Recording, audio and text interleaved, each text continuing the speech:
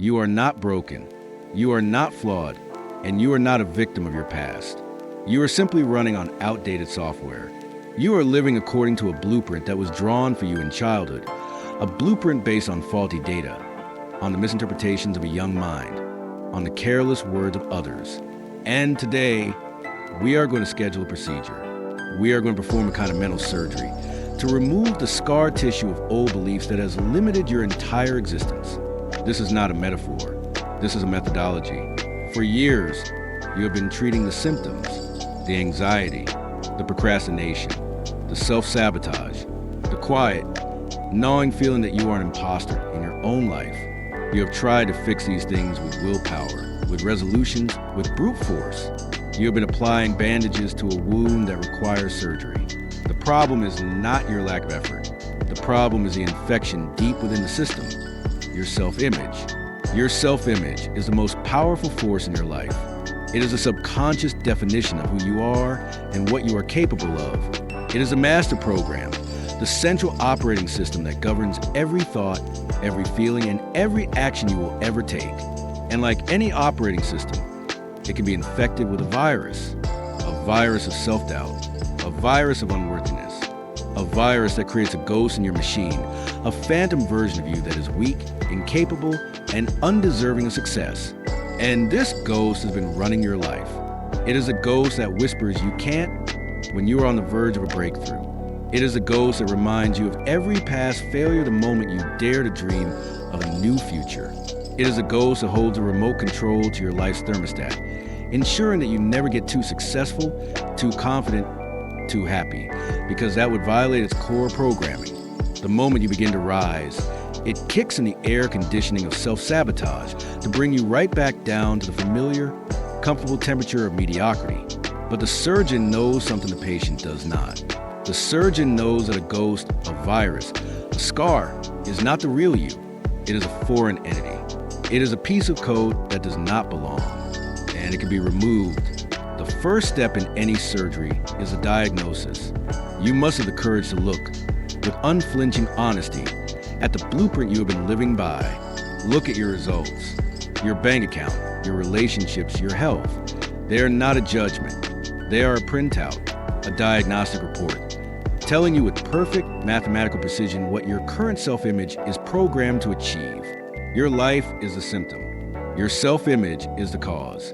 Once you accept this diagnosis, you stop fighting the symptoms. You stop blaming your circumstances.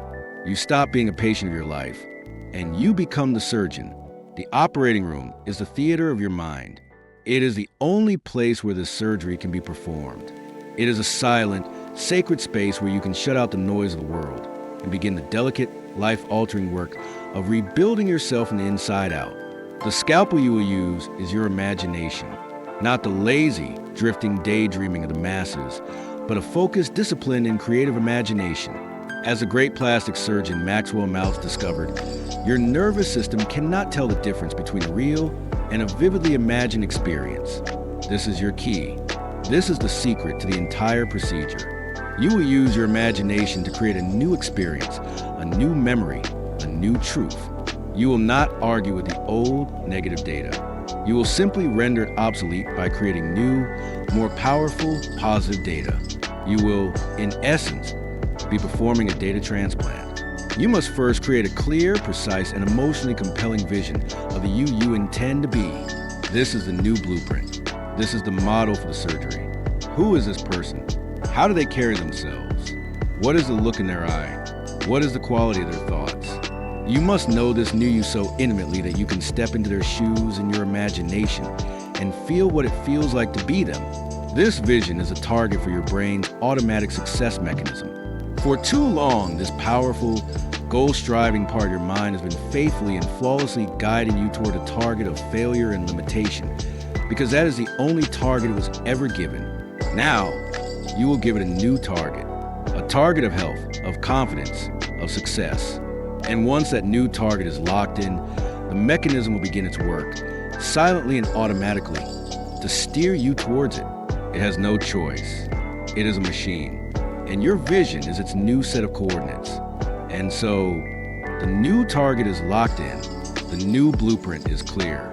The goal-striving mechanism of your mind, your faithful servo mechanism, is now aimed not at the familiar shores of your past limitations, but at the vast, undiscovered continent of your true potential. Now, the surgery begins. This is a procedure you will perform on yourself daily in the quiet operating room of your own mind. It is a discipline, and like any discipline, it requires a protocol. The first step before any operation is to create a sterile, receptive field. You must induce a state of calm, strategic relaxation.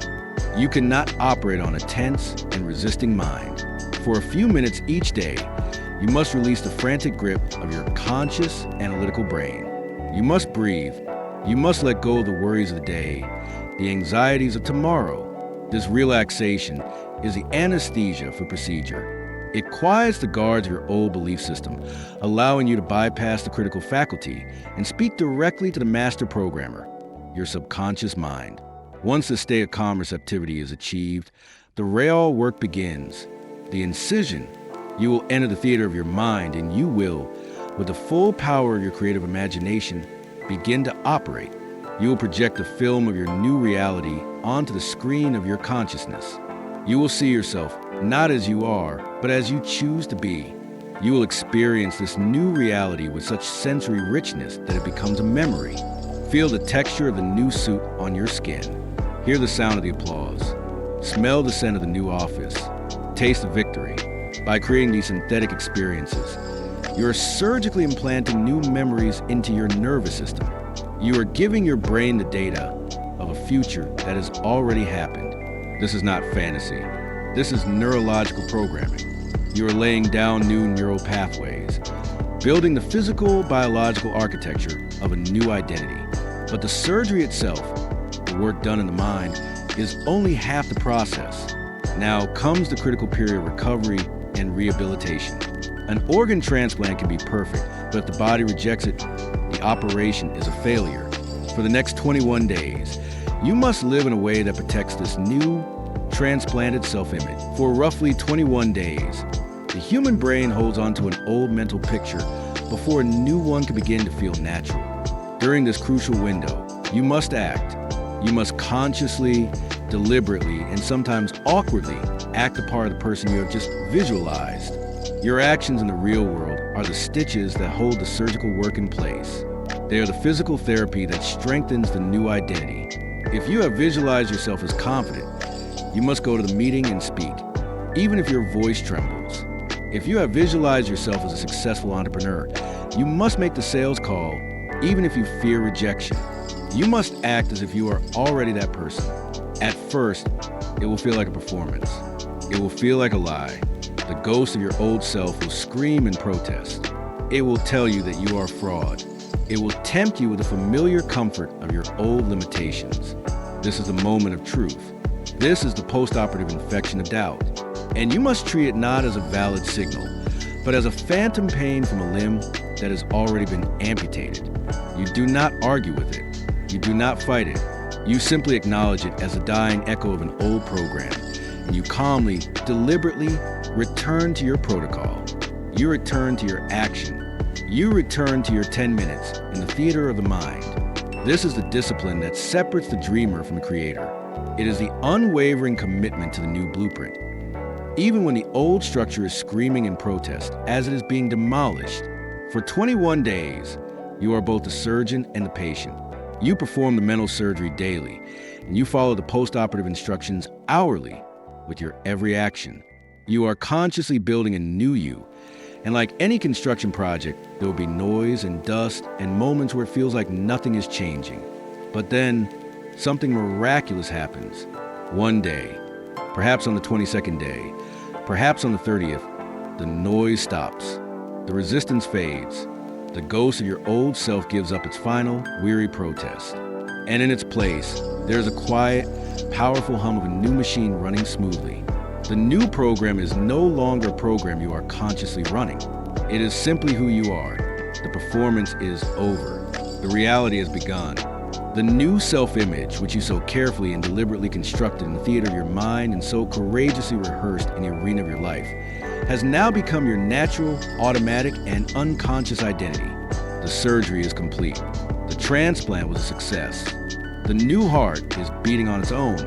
And now, your life begins to change at a speed that will astonish you. Your goal-striving mechanism, now locked onto a target of success and competence, begins to work for you with breathtaking efficiency. It will find a way. You will wake up in the morning with the solution to a problem you were struggling with. You will say the perfect thing in a meeting without thinking about it. You will see opportunities where you once saw only obstacles. This is not luck. This is cybernetics. You have given your internal guidance system a new destination, and it is now automatically correcting your course every single moment of every single day to ensure you arrive there. You're no longer fighting yourself. You are in a state of perfect, harmonious alignment. Your thoughts, your feelings, your actions, and your results are all finally telling the same story. A story of power, a story of purpose, a story of you unleashed. This is the ultimate freedom. The freedom from the invisible prison of your own self-imposed limitations. The freedom to become the person you were always meant to be. So we come to this moment. The diagnosis is clear. The procedure has been explained. The path to recovery has been mapped. You know now that the ceiling that has held you down your entire life is not made of steel and concrete. It is made of nothing more than a collection of old, outdated thoughts. It is a phantom, and you have the power to walk right through it. The operating room is waiting. The scalpel of your imagination is sharp. The new blueprint is ready to be implemented. The only thing missing is your decision. The decision to stop being a patient of your past and to become the surgeon of your future. The choice is yours. Will you continue to live in the cramped, comfortable, and soul-crushing confines of the person you have been? Or will you pick up the tools, step into the theater of your mind, and begin the sacred, life-altering work of building the person you were born to be? The ceiling is an illusion. It's time to remember the sky. It's time to raise the roof.